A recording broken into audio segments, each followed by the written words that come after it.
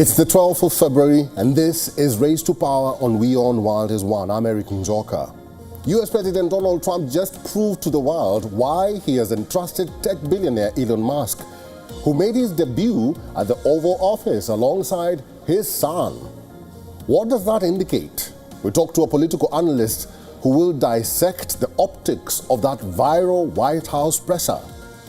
And it was time for the three frontrunners, Olaf Scholz, Friedrich Merz, and Alice Weidel, to convince the Bundestag on why they should be voted as the next Chancellor of Germany. More details shortly. Welcome to the show.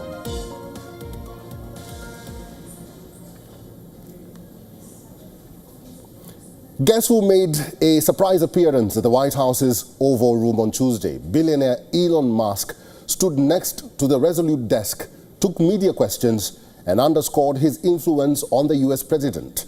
The Department of Government Efficiency that Musk heads has got a big nod from Trump. The US president's executive order that Trump signed gives the DOGE unprecedented powers and authority to shrink the workforce. Large-scale staff cuts are given the green signal. Hiring will be limited to only essential positions. Heads of government agencies are instructed to comply. Reacting to charges of being unelected himself, Musk described federal workers as an unconstitutional branch of government that has more powers than any elected representative. He has denied leading a hostile takeover and defends cost-cutting plans.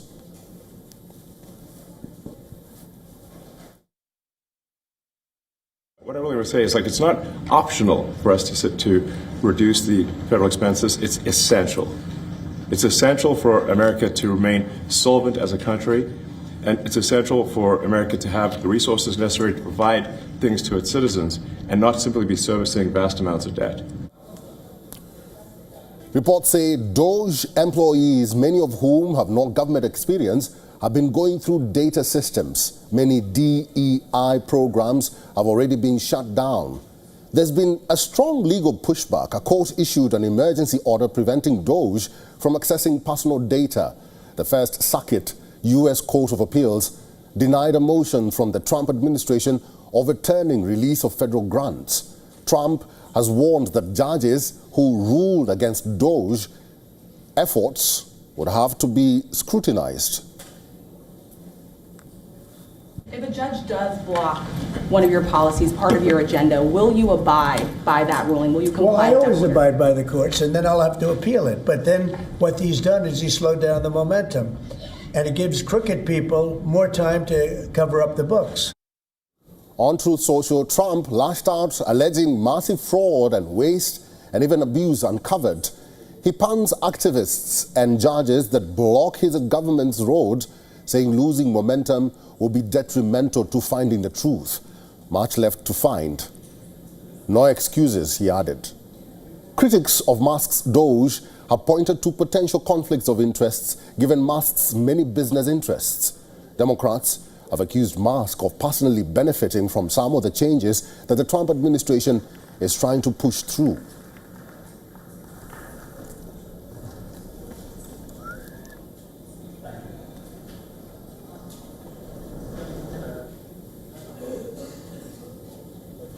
Garland Nixon is a political analyst and radio show host. He is now joining us live from the U.S. state of Maryland. Mr. Nixon, welcome to Race to Power. Images of Elon Musk, President Trump, and Musk's son, X, are going viral. We could see both Musk and the son playing and even joking while he was talking about serious matters. What kind of perception did that create, do you think? Well, I think part of that was an attempt to humanize Elon Musk. He's, obviously, as far as we know, the richest man in the world. He's in charge of cutting the federal budget, certainly in this instance.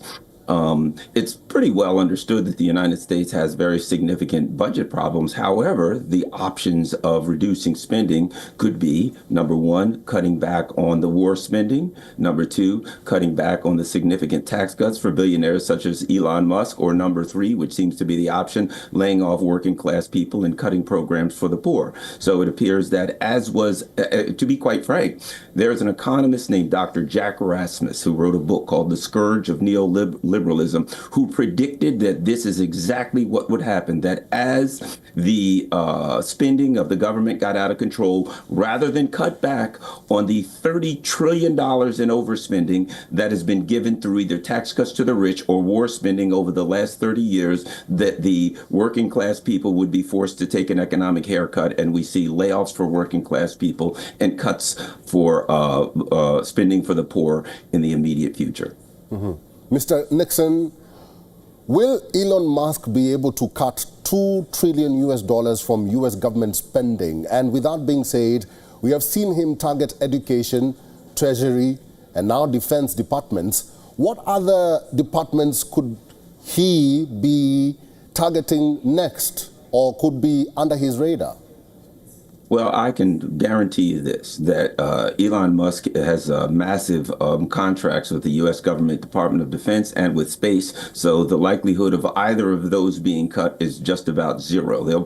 They will be the departments that see the lowest cuts. And therein lies the contradiction that will infuriate Americans, infuriate a lot of working people, in that all of the cuts are going to come from the departments that don't actually spend money on Elon Musk's corporations, such as SpaceX and Starlink, et cetera. So we're going to see education, most likely the various programs for the poor, such as food programs, Social Security for seniors, et cetera. The cuts will be for the most vulnerable, and people such as Elon Musk and the wealthy will see little, if any, problems with their government income. Mr. Garland, Nixon, it's always good to see you. Thank you for talking to us today, and thank you for all your insights. Thank you. We're just 10 days away from Election Day in Germany. German Bundestag met for the last time before the vote, and it turned out to be a political slugfest between frontrunners for chancellorship. There are three major players to watch out for in the elections on the 23rd of this month. Friedrich Merz led Christian Democratic Union, Olaf Scholz led Social Democratic Party, and Alice Weidel led Alternative for Germany. There are other small parties that might enter the picture if these three fail to get the majority. That is usually the case in German politics. In the last Bundestag session before the vote, both Friedrich Merz and Olaf Scholz vowed not to form any post-poll alliance with far-right Alternative for Germany. Meanwhile, Alice Weidel, leader of the far-right Alternative for Germany, told her fellow Bundestag members that change in Germany is only possible with AfD.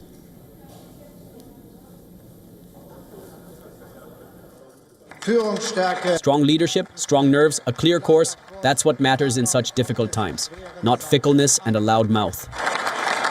Do you know who you remind me of? Both of you, Mr. Robert Habeck and Mr. Scholz. Like two managers who have driven the company into the wall, then go to the owners and say they'd like to carry on the same way for 4 years. That's how you seem to me.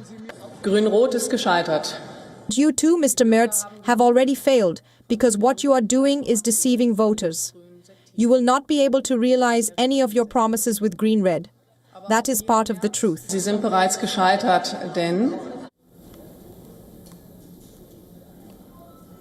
According to the latest polls, Friedrich Merz of CDU is leading the race for chancellorship with 30% support among voters. 8 percentage points behind Merz is far-right AfD's Alice Weidel, while sitting Chancellor Olaf Scholz is lagging behind on third with 17% support from voters. Hungarian Prime Minister Viktor Orban hosted Alice Weidel in Budapest. During a joint presser with Hungarian Prime Minister, Weidel called Hungary a bulwark against illegal migration and vowed to take Germany down the same path. I personally, and this is also the program of the Alternative for Germany, advocate doing the same as Hungary in order to be a bulwark against illegal migration. We can no longer do that. The EU is in favor of illegal migration, and we are against it because we want to protect our citizens. About 59.2 million eligible voters will cast their ballot on February 23rd, with migration and economic stability among key issues.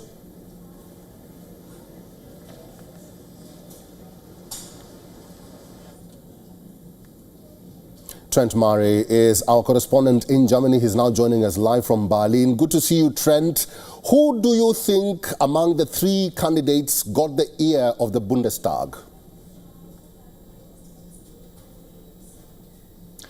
Well, I think you could see there in that final session of this Bundestag just how combative the rhetoric was from some of those candidates running for Chancellor. Friedrich Merz, the opposition leader and certainly the front runner right now, according to the polls, really going on the attack against not just Olaf Scholz, but his coalition partner, Robert Habeck there, as we heard there, describing them as failed company directors which had run Germany into the ground and were now asking the voters or the shareholders for another term. Olaf Scholz, though, for his part, certainly hasn't gone down without a fight. He certainly threw a few sledges back towards the opposition, saying that they would be cutting social programs here in Germany in order to try and pay for some of their policies. But what we know right now is that Olaf Scholz is staring down the barrel of a one-term chancellorship. He is well behind in the polls, and the indications are that migration and the economy continue to dominate voters' concerns right now. So look,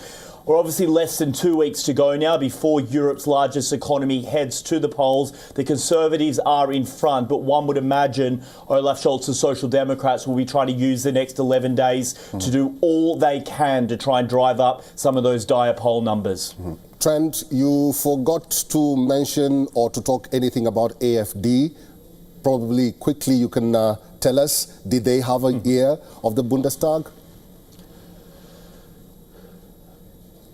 Yeah, well, look, as we heard there again, Alice Weidel, the leader of the AfD, is currently in Budapest meeting with Viktor Orban there. In many ways, they are very closely aligned in terms of their political ideology. What Alice Weidel was saying while she was in the Hungarian capital was that Hungary is providing the model for how the rest of Europe should deal with illegal immigration. Now, she's clearly calculated that this is a vote-winning strategy based on the fact that migration is the number one concern amongst German voters, according to the polls. Right now, we understand that she will likely place second, according to the current estimates. Of course, that could change, but that is where her polling is right now.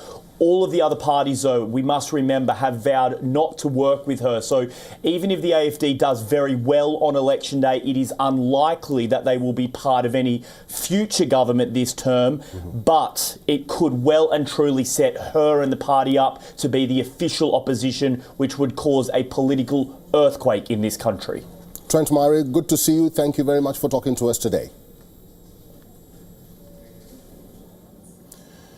Freebie dole-outs by Indian political parties ahead of elections is in focus again.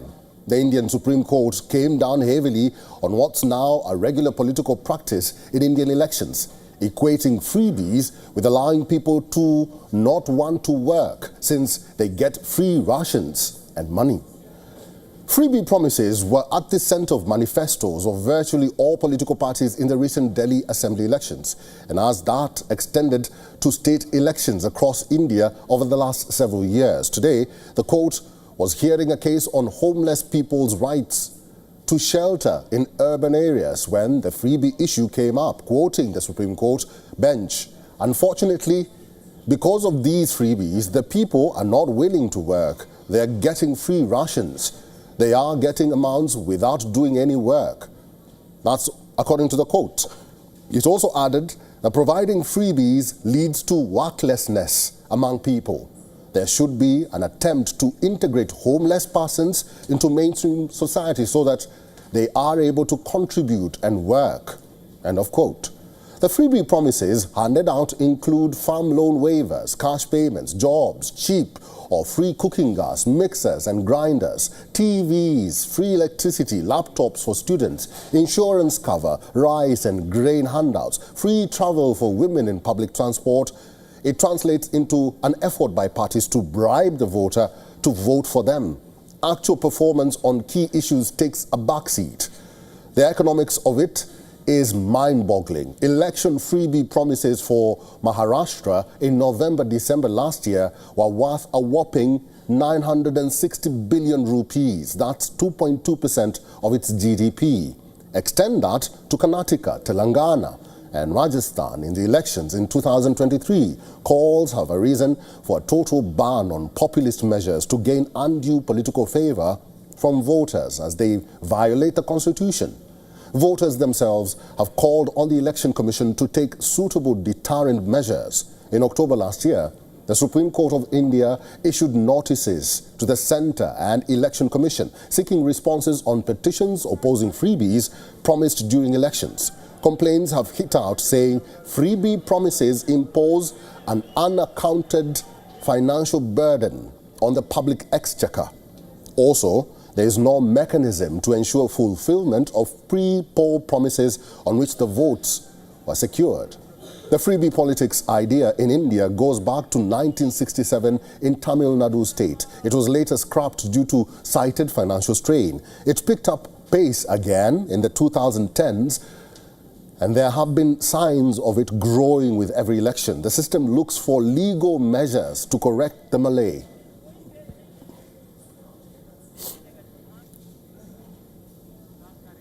Turkish President Recep Tayyip Erdogan will reach Pakistan later today for a two-day visit on the last leg of a three-nation Asia tour. The visit signifies a new impetus to strong ties between the Muslim-majority nations. Erdogan was in Jakarta today, where he met his Indonesian counterpart Prabowo Subianto. The two countries held their first high-level Strategic Cooperation Council summit. The forum was created in Bali in 2022. He proceeds from here to Islamabad tonight. In Pakistan, President Erdogan and Prime Minister Shehbaz Sharif will co-chair the 7th session of the Pakistan-Turkey High-Level Strategic Cooperation Council. Erdogan is accompanied by a high-level delegation including ministers and senior officials as well as corporate leaders. The High-Level Strategic Cooperation Council is the highest-level decision-making forum, providing strategic direction to further strengthening the bilateral relations between the two countries. Erdogan's visit takes place as Turkey and Pakistan are enhancing their cooperation in various sectors, particularly in defense and counterterrorism. Recently, Pakistan finalized a deal to purchase Turkish naval vessels, which has further strengthened their defense ties. In January, the two nations also conducted the Tagut Reis 11 naval exercise in the Eastern Mediterranean, highlighting their growing military collaboration. On Sunday, Erdogan embarked on a 4-day visit covering Malaysia, Indonesia, and Pakistan.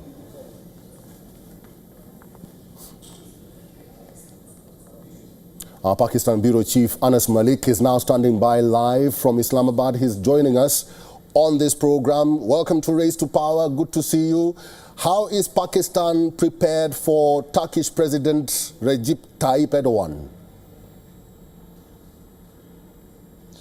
Well, Eric, if the visuals are to speak for themselves, and where I'm standing at the D-Chalk, it would be an answer in itself. Flags have been fluttering all across the D-Chalk, all across the Constitution Avenue, and the route which the Turkish president will be taking from the Nur Khan Air Base when his plane lands in less than 2 hours from now here in Islamabad. This is the route that he will be taking from Nur Khan to the Constitution Avenue and onwards to the Prime Minister House that is right behind me. His plane will be escorted by the Pakistan Air Force planes the moment it enters the Pakistani airspace. He will also be given a guard of honor, a fly past as well, for which we've seen the Pakistan Air Force has been rehearsing. Now, this is a key and important visit. It's the first of its kind this year by a high-level dignitary, and of course, it would be a major shot in the arm for the incumbent government as well that struggles with quote-unquote vote legitimacy issues. With that being said, this visit largely focuses on defense cooperation and MOUs with regards to bilateral trade, bilateral cooperation, exchanges, people-to-people exchanges. They are also in the pipeline, but the main thrust of this visit focuses on the defense side, and as per the reports, Pakistan and Turkey look forward to developing a joint fighter aircraft, a 5th generation joint fighter aircraft as well, which will be inked during this visit. That is our Pakistan Bureau Chief, Anas Malik. Anas Malik, thank you. Let's move on now. And talks to form Austria's first far-right-led government have failed. The far-right Freedom Party received a mandate to attempt to form a government last month. Coalition talks between Freedom Party led by Herbert Kilk and Conservative People's Party are going on since January, but disagreements regarding key posts started to come out in open since last week, with Herbert insisting on both the Interior and Finance Minister post. People's Party said it wanted to have the Interior Ministry with asylum and migration issues moved into a separate new ministry. If the talks were successful, Austria could have had a first far-right-led government.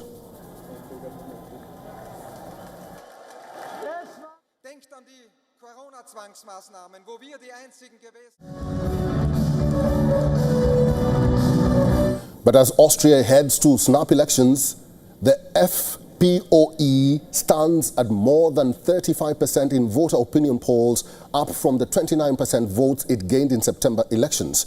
The People's Party, that came second with 26%, has slumped to 19%. It is now trailing in third place. Despite the far right leading the polls, thousands of demonstrators took to the streets in Vienna to protest last week against looming possibility of the country's first far right-led government.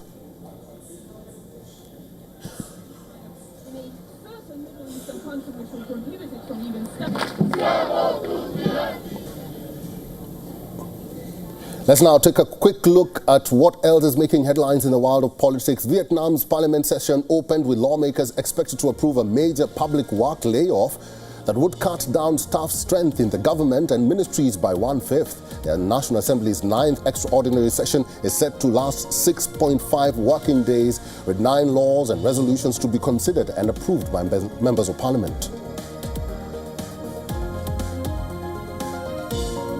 Sri Lankan Parliament will convene for a special session on the 14th of February to discuss the Supreme Court's ruling on a bill that annuls election nominations in 2023 to 340 local councils. Local elections were to be held after the nominations were accepted in 2023, but the then Ranil Wickremesinghe government postponed the elections, citing lack of funds amid Sri Lanka's severe economic crisis.